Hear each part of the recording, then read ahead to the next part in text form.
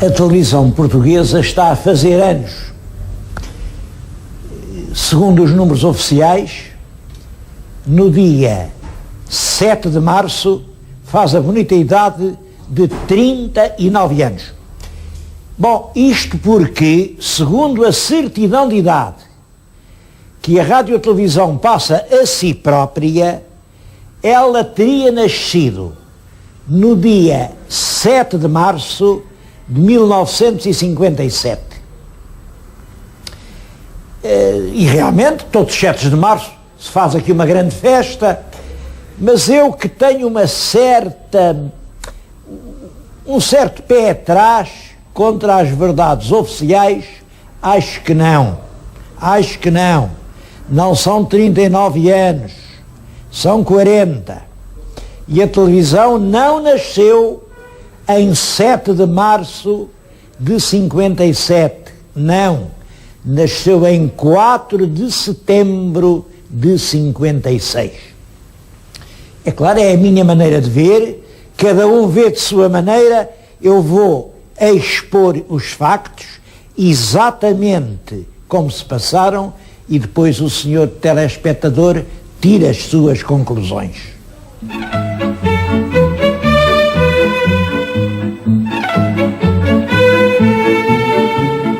Nesses anos de 56, 57, já a televisão não era nenhuma novidade no mundo. Os primeiros ensaios de emissão pública tinham sido em Inglaterra em 1925, vejam, já lá vão mais de 70 anos. E em 1932, a BBC instalou o emissor regional de Londres. Bom, é certo que a seguir vem a Segunda Grande Guerra Mundial, que parou tudo. Mas logo a seguir à guerra, toda a gente tenta ganhar o tempo perdido, por sinal que uns anos depois, em 1953, deu-se um acontecimento que foi decisivo. Foi a coroação da Rainha Isabel II em Londres. Todo o mundo quis ver esse grande espetáculo, toda a gente pôs televisão e quem não pôs sentiu a falta que ela fazia. Ora bem, é exatamente nesse ano, 53, que o governo português dá o primeiro passo para instalar a televisão em Portugal. Esse primeiro passo é um despacho do Ministro da Presidência, que era o professor João Pinto da Costa Leite Lumbrals, um despacho que mandava instalar na emissora nacional um grupo de estudo. Bom, mas é preciso estar atento. Esse grupo não era para fazer a televisão.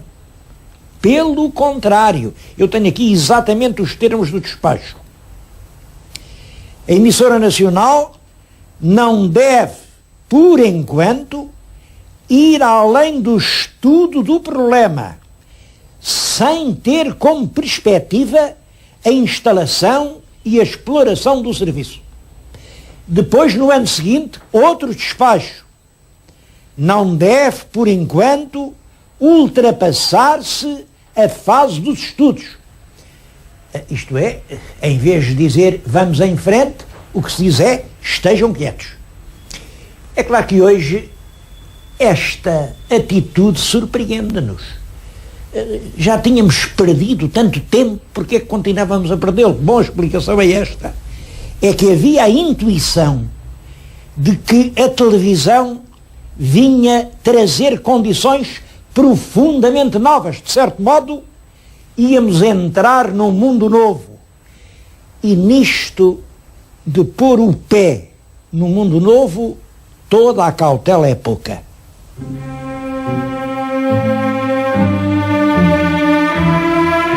Mas no ano seguinte, em 1955, tudo mudou.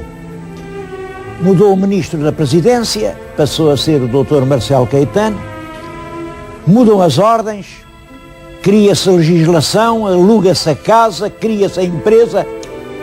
A data jurídica do nascimento da televisão é exatamente 15 de dezembro de 1955, faltavam 10 dias para o Natal.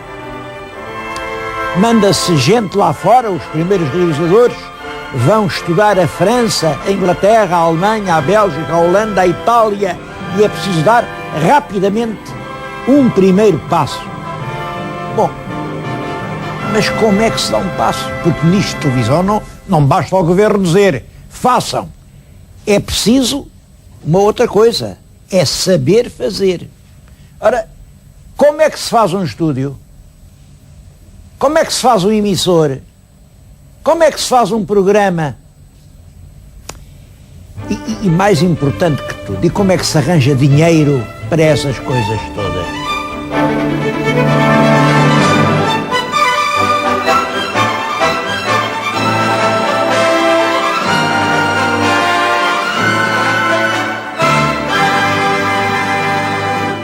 No verão de 1956, a situação era esta.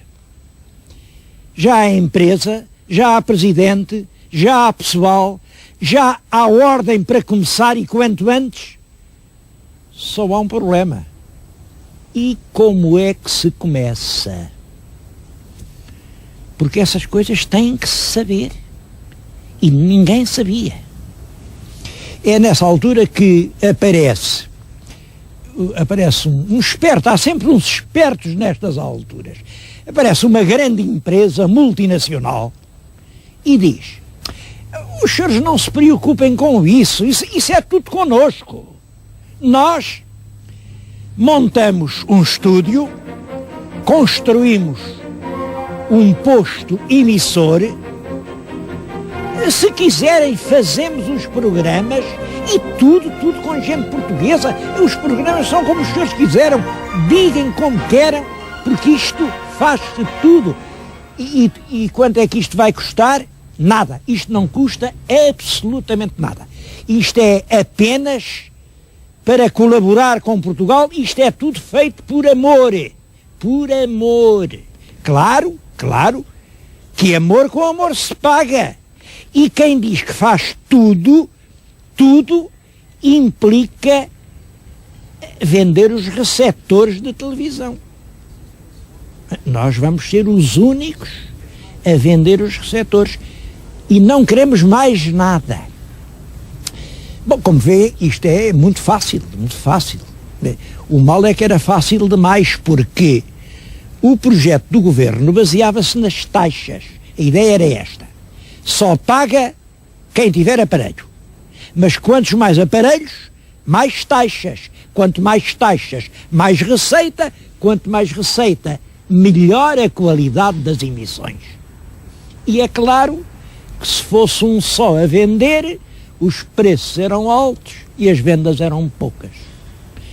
Bom, aliás, essa era uma das grandes dúvidas desses tempos. Quantas pessoas iam comprar um aparelho de televisão? Eu lembro-me, havia duas opiniões, e a maioria dizia poucos, muito poucos, porque os aparelhos são caríssimos, e eram. Isso é um luxo de gente rica.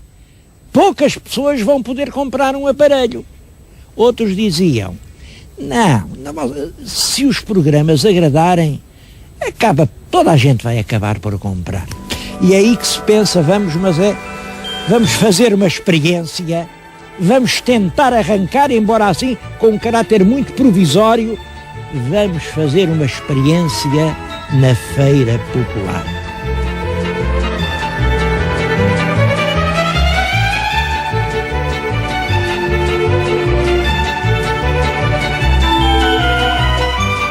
A Feira Popular funcionava nessa altura no Parque da Palhavã. Bom, quem é de Lisboa sabe onde é onde hoje está a Fundação Gulbenkian. Foi aí que se instalaram 3 barracas, eram 3 pavilhões pré-fabricados, uma torre com tubos de alumínio, um pequeno emissor de 100 watts. 100 watts é muito pouco, mas achou-se que era o bastante para Lisboa ver. Depois verificou-se que chegou até ao Barreiro, chegou até Sintra, e aí se fizeram as primeiras emissões. Isto que estão a ver é nessa primeira noite da Feira Popular. Esta gente está a comprimir-se para entrar ali, estão à espera de qualquer coisa. Bom, é que lá dentro estão a distribuir um folheto. O folheto é este. RTP onde? Como? Quanto? Quando?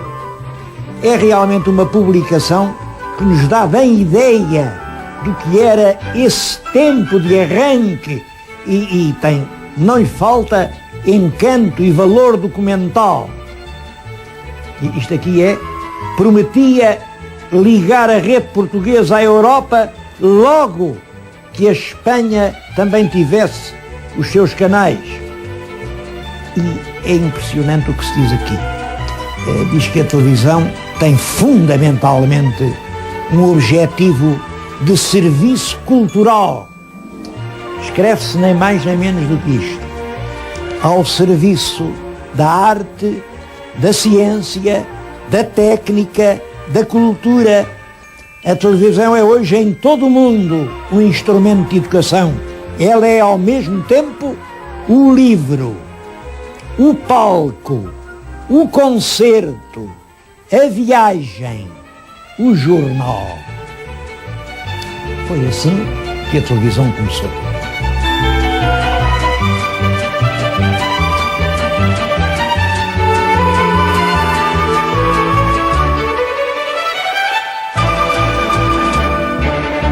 A experiência começou no dia 4 de setembro de 1956 e depois prolongou-se até aos finais de setembro. Em todos os pontos da feira e muitos sítios da cidade havia um cartaz que dizia: hoje, inauguração da televisão em Portugal. Eu lembro-me, estava uma daquelas noites do princípio de setembro, umas noites quentes, mas ao mesmo tempo com uma imensa doçura, e o recinto da feira estava a abarrotar de gente, toda a gente queria ver. Exatamente 30 minutos depois das 9, aparece nos ecrãs o rosto de um locutor. Era um locutor da emissora nacional, o Raul Feio, que com uma serenidade que se via que era feita à força, anunciava a televisão em termos que lembravam um conto das Mil e Uma Noites. Ele mesmo falava na gruta do Alibabá. Tinha aquele botão, era o abre de sésamo, bastava carregar o botão e ficavam diante de nós todos os tesouros do mundo. O êxito da experiência excedeu tudo o que se possa imaginar. Apesar dos programas serem muito simples, apesar da falta de meios, parece que toda a gente gostou. Esta fotografia é uma reunião dessa noite memorável. Estão aqui todos os que tomaram parte na primeira emissão experimental da televisão. Aquele é o Domingos Lança Moreira, era o comentador desportivo. Ali está o Alves Barbosa. Alves Barbosa era um ciclista famoso que apareceu no programa a pedalar sobre rolos de madeira. Está aqui a Vera Lagoa. Nessa altura o nome que dava era Maria Armanda Falcão, foi das primeiras locutoras da televisão. E este é o Raul Feio, o tal que começa o programa a falar na caverna do Alibabá.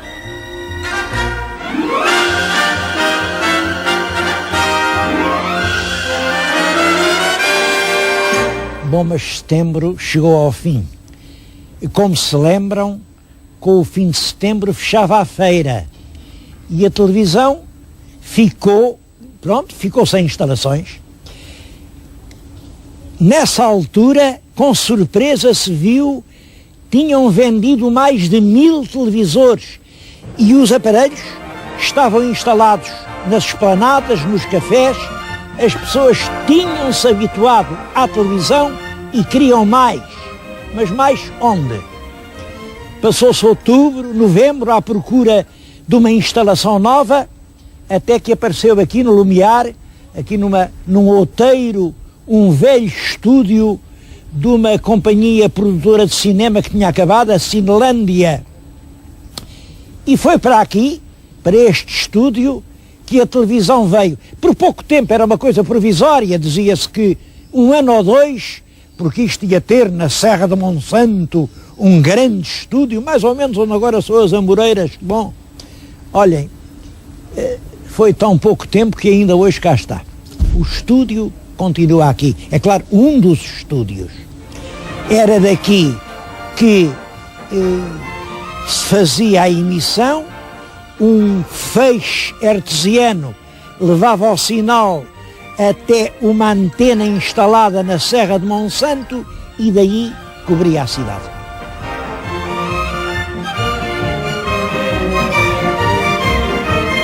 Logo em 17 de fevereiro deu-se um facto que veio a ter uma grande importância para a televisão.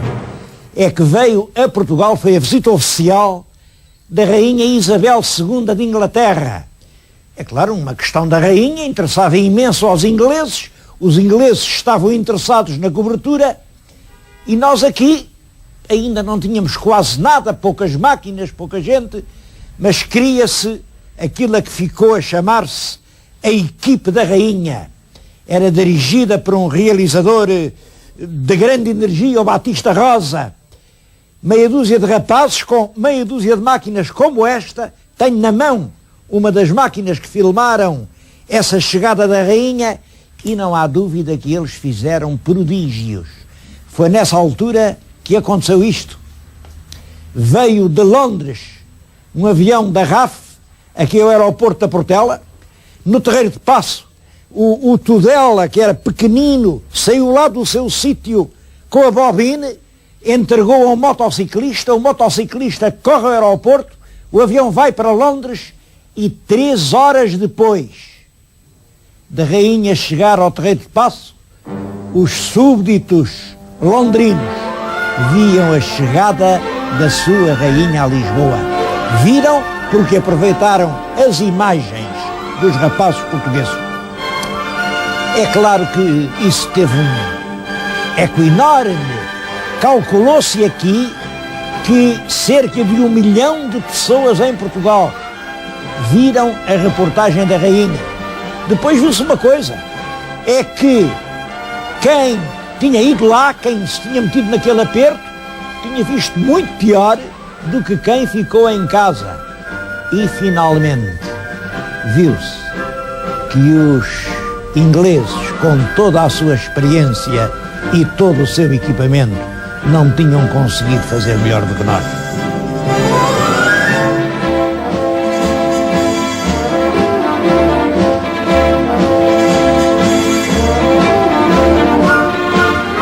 Diante dessa evidência, o governo deu-se por convencido e autorizou aquilo a que se chama a primeira emissão regular de televisão em Portugal.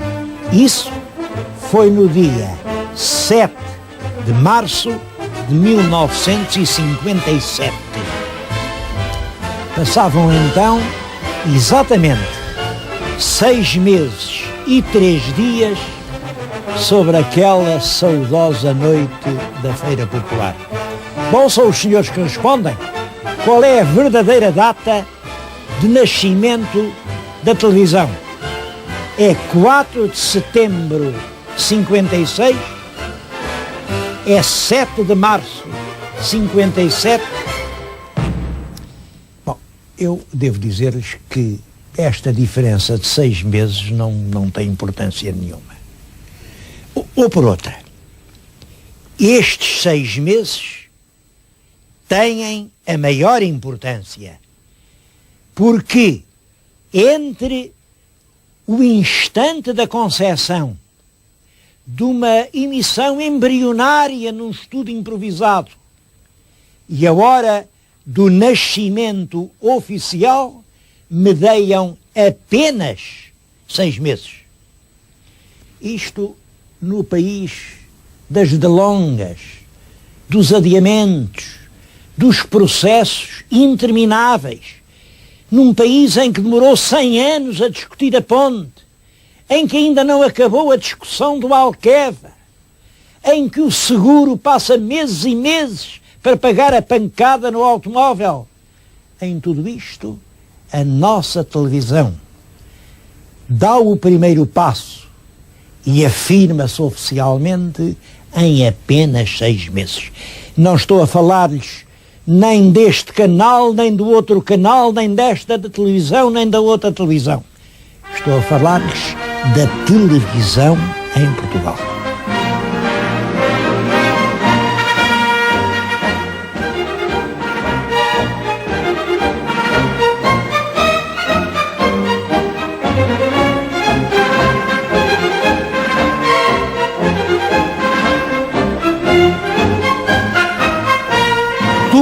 Quanto aconteceu em Portugal, uma grande parte das coisas que aconteceram por esse mundo fora passaram pelos ecrãs da nossa televisão. Acho que já perceberam todos que eu estou aqui a falar assim, aqui no meio de um corredor com umas estantes, e as estantes têm muitas cassetes. Devo dizer que estes corredores, no conjunto da televisão, têm vários quilómetros. E ao longo das estantes há centenas de milhares de caixas como esta. Eu vou abrir uma ao acaso. Tem aqui um número, mas não sei o que tem cá dentro. Vou abri-la. Tem uma indicação. Bom, é curioso. Isto é um episódio de uma série célebre do Zip Zip, do Raul Solnado. Não sei se ainda se lembram. Está aqui. O Solnado, eu tenho com o Solnado uma história muito curiosa. Eu estava no Brasil, era embaixador, e ele foi lá fazer uma turnê, e eu fiz questão de ir assistir à estreia do Raul Solnado. Bom, sabem que o Raul Solnado, nisto de políticas, não era nada pelo regime daquele tempo, realmente não era. Mas eu não tinha nada com isso, era um grande ator português, eu representava Portugal e fui dar-lhe, portanto, o apoio da minha presença. E quis ver já agora como é que ele reagia. Ele chega ao palco, faz as suas apresentações e dirige-se a B, C, e quando se volta para mim, imaginem, quando se volta para mim, saúda-me assim: meu querido colega, porque eu já nessa altura era um colaborador assíduo da RTP. Eu acho que só este arquivo, só ver o que está nestas caixas, justifica uma visita aos arquivos da Rádio e Televisão Portuguesa.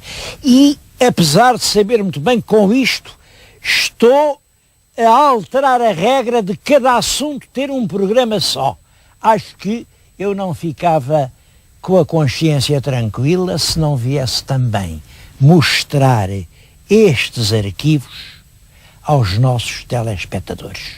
Portanto, hoje é que me despeço, até para a semana. Vamos ver estes arquivos.